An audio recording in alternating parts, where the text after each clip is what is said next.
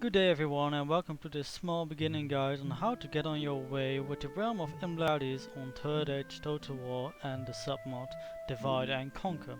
As you might can see, you only start with one settlement, which makes it quite of a difficult position to begin with. You don't have a lot of income and your armies are also really limited. You have 2, 4, makes that up to 9 units in total, and most of them is, well actually half of them is sword candy.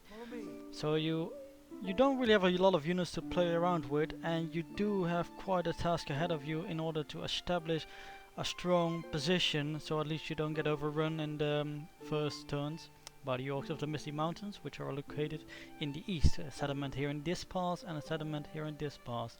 Also a settlement up north, I believe, but that could also still be rebels. So the first things you want to do is you want to go to Imladris. You build a mine as soon as possible. Either a mine, or you could also do something else, that just whatever you prefer first, but I prefer to make a mine first so you can get that extra income as soon as possible, and at least keep on upgrading that, so you in the long term get a much bigger income, and can also build more units and more buildings and keep upgrading them, etc, etc. So because we also have so few units, you want to also start immediately with building new troops. I mean, you're gonna need them, especially because the Orcs of the Misty Mountains have lost large stacks, like stacks like half full, and you're gonna need every man you can muster in order to face these guys. So also let's build a mine. So in order to get your quickly base established and get a good income, you will have to first quickly move up to the settlements to the south, and to the west. In the west we have this rebel settlement over here. It's called Kament Bryn. It's around 5 units, which are like some medium infantry and some archers, I believe, and some skirmishers. There's nothing too serious. What I used to do normally is I use this unit and combine those princes with their sword brandy and move them to the settlement, and I just let them siege it till at some point either they attack or I think it's good enough to attack them, so it can be easily taken without too many losses. Pretty much, if you are being outnumbered or if you think, yeah, I'm not gonna make it, you will want to play it yourself. The best way to handle it is to use these princes, these generals, in your flanks, as they are Imladris rangers, mounted horse archers, and just use them in the flanks and keep harassing the enemy till they get low morale or low on numbers, and then just charge them in and they will quickly and easily take over the enemy and get you an easy victory.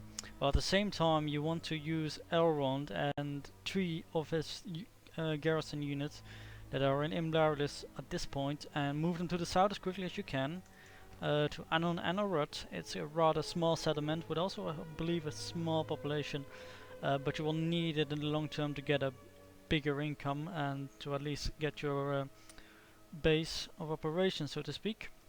It only has like 3 bandit units, so it easily can be taken out, even I believe by the bodyguard of Elrond on its own, as it's really strong, and the rest has a good experience, so that will really work out well.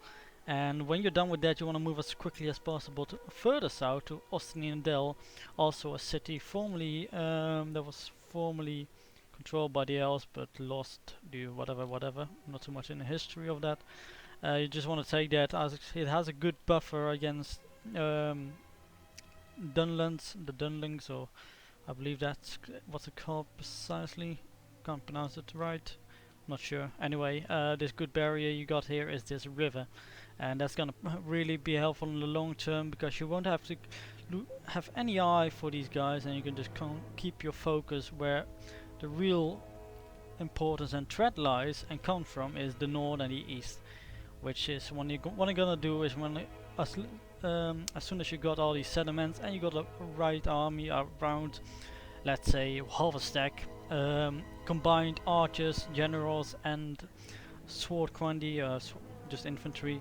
You just want to first go to this settlement here in the south of the goblins, take it over, and then move up north as soon as you can, and just keep on blocking these orcs attacks, as they might try to attack your settlement in the north and Imladris themselves. But if you play your cards right, you can position your troops just at the right position to either take them out or prevent them from attacking you.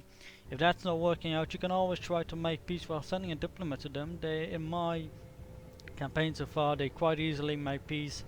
They don't really seem to want to fight, and when you can make peace, you can just kind of make your own profit out of it. You can just make peace whenever they're threatening your positions or one of your settlements, and then you can just attack them on your own terms. So simple as it is. So once you're all that done, you also have to be really focused on building crops or any other means of increasing the populations in at least these southern towns and villages, because the population in there really is low at the start, and so is in Imladris itself, only 200. You really want to get that up as soon as you can, so you can have a bigger income what you get from taxation.